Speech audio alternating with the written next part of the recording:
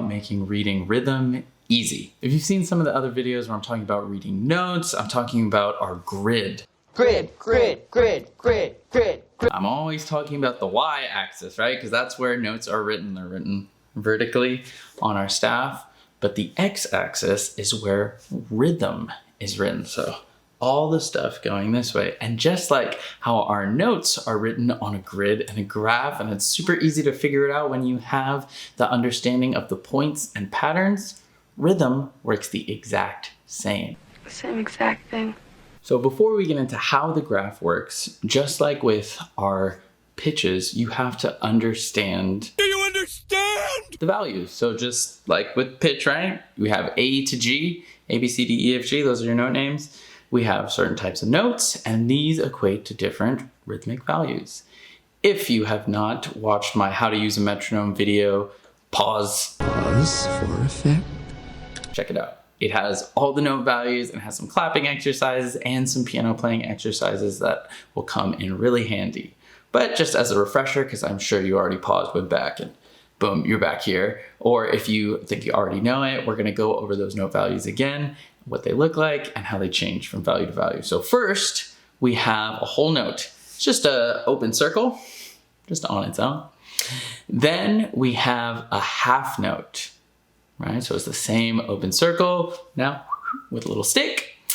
Then, or we call it a stem if you want to be fancy. Then we go from our half to a quarter. So we fill in that empty circle and we still have the same stem. Then we go from quarter to eighth. So it looks the same, but we add what we call a flag on the stem of the note. This is our eighth note. And then to get to a 16th note, our next note value, we add a little dash to that same flag. And theoretically, you could keep going on. I don't know if you've noticed, but we went from whole, half, quarter, eighth, 16th, 32nd. It is powers of 2, so you could go 64, 128th, and so on and so forth. But those 5 note values, whole, half, quarter, eighth, and 16th, are the bread and butter of written music notation, and you must have these ones memorized front and back. How they look, and then what they do. What do they do? What don't they do? So beams, what do beams do? Laser beam. Quite simply, beams show beat structure. If we take a look at 4 quarter notes, and we're gonna cover some of these topics in a second, but I'm just gonna gloss over some things real quick to get to this example. If we're in a time signature of 4/4, that means we have 4 quarter notes, right? So if you look at the 4 quarter notes here, this is representing 1 beat. Now, just like in the previous example where I was saying, okay, so how many eighth notes are in 4 quarter notes? Do you remember? 8, right? We got those 8. You'll notice that the eighth notes are not written as just little flags, right? They are written as 4 groups of 2. So we have 1 group, 2 group, 3 group, 4 group. And how many beats, how many quarter notes did we have in this bar again? 4. So the beaming is showing our beat structure. This is super important later when you have like 32nd, 64th, dotted notes, or if you're in a compound time signature, like all these confusing things, it all comes back to this first lesson. Now let me just go over a few basics. Beaming shows beat structure. And the cool thing about beaming is that it never intersects a beat. So you always know where 1, 2, 3, 4, however many beats you have in your bar. You go, 6, 7, 8, 9, who knows? Those beaming relationships show even integer beats. So you'll never have a beam cross the second and the third beat, right? It's always, here's our first beat, here's our second, third, and so on and so forth. And the beams make seeing that grid relationship a lot easier. So a second ago, I just mentioned the term time signature and I said 4/4. So what does that mean? Quick time signature breakdown. If you want more in-depth analysis of this, check out my video called Time Signatures. It goes into way greater detail. But quite simply, the top note is the quantity, the number of beats that we have in a bar. And then the bottom note is the type of beat that we have in a bar. So think about the types of notes that we have, right? We learned whole, half, quarter, eighth, and 16th. all of those numbers can be used for our denominator for our time signature. So no, you cannot have 3/5 or 4/7 because a fifth is not a note, a seventh is not a note. It has to be divisions of 2. And we do have time signatures like 3/16, 3/16 notes, 9/16. Bach loves those ones actually. But again, the beaming helps us understand the relationship to our time signature. And this drives me crazy because when students are doing things in different time signatures, they're like, well, there's a quarter note, so it's a beat. No, a quarter note is not always a beat. In simple time, and I'm not being pedantic, it's literally called simple time, 3/4, 4/4, 2/4, right? 2 quarter notes, 3 quarter notes, 4 quarter notes. The quarter note is the beat unit. But let's say we have an 8 under there and we are in 3/8, 6/8. And you can have a regular time signatures 5/8, 7/8. All of a sudden our beat, our unit of measurement has changed. And that's why understanding the time signature in relationship to your beams is very, very important. Because let's say we're in the time signature of 6/8. Not to give away too much, this is called a compound time because we're measuring our eighth notes in groups of 3. So when you look at 6/8, the eighth notes are beamed in groups of 3 because 6/8 is viewed as 2 groups of 3. Now, if you look at 3/4, we have the same amount of eighth notes, but they're beamed differently because our quarter note is our unit of beats. So then we have 3 groups of 2 eighth notes. So take a look. 6/8, how it's beamed, and now 3/4, and how it's beamed. Our beat relationship is shown here. The first one, 6/8, 1, 2, 3, 4, 5, 6, 1, 2, right? Now, if we look at 3/4, 1, 2, 3, 4, 5, 6, 1, 2, 3, 4, 5, 6, 1, 2, 3. Same thing, count the same way. Just where those eighth notes go. So that's why beaming is so important. Now, the most important part for pianists in this video, the vertical relationship, or what I call to my students, on and off. Off, on, off. Simply like, do the hands play together or are they playing separately?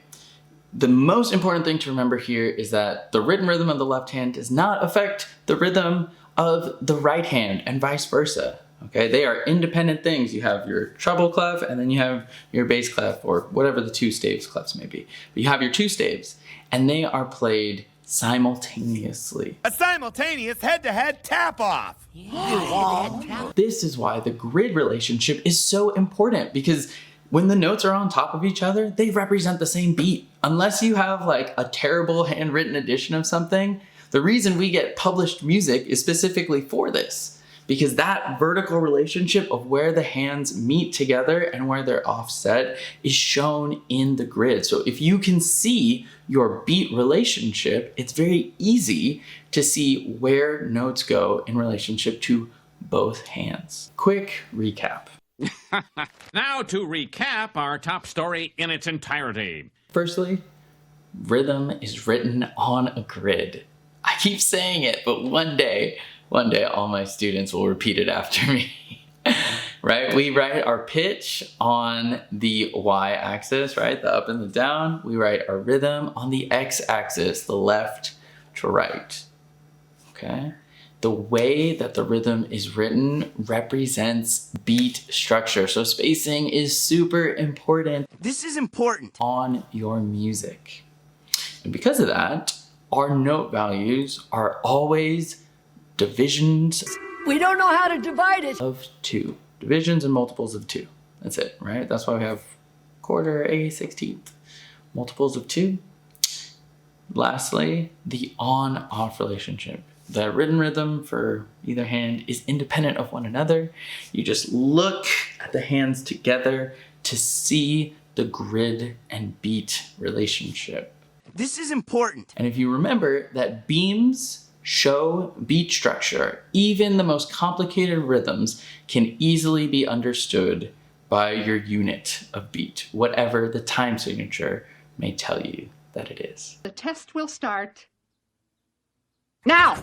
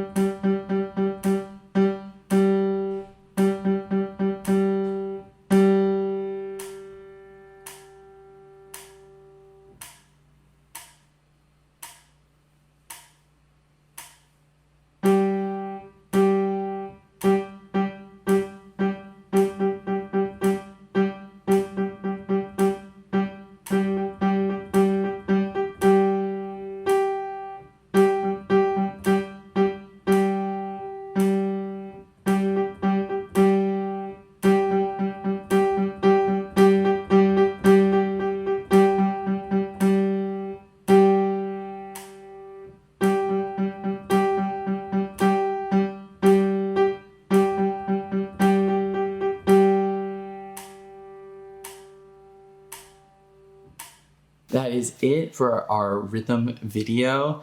I always feel like these ones are a little bit harder than they should be, just because when I say one thing, I feel like I gotta explain 4 other things. But that's just kind of how it is. If you feel like you're still a little bit confused, if you missed something or you'd like something further explained, definitely drop a comment below. I'll see what I can do, answer you right there, maybe even make another video depending on the suggestions. As always, don't forget to like along with that comment, hit the subscribe button if you haven't already. And if you appreciate what I'm doing, go to www.thepowerfulpiano.com. We always have some sick merch on there, so make sure you support the channel, get some sick drip, and you'll be good to go. As always, good luck with your practice, and stay powerful, y'all.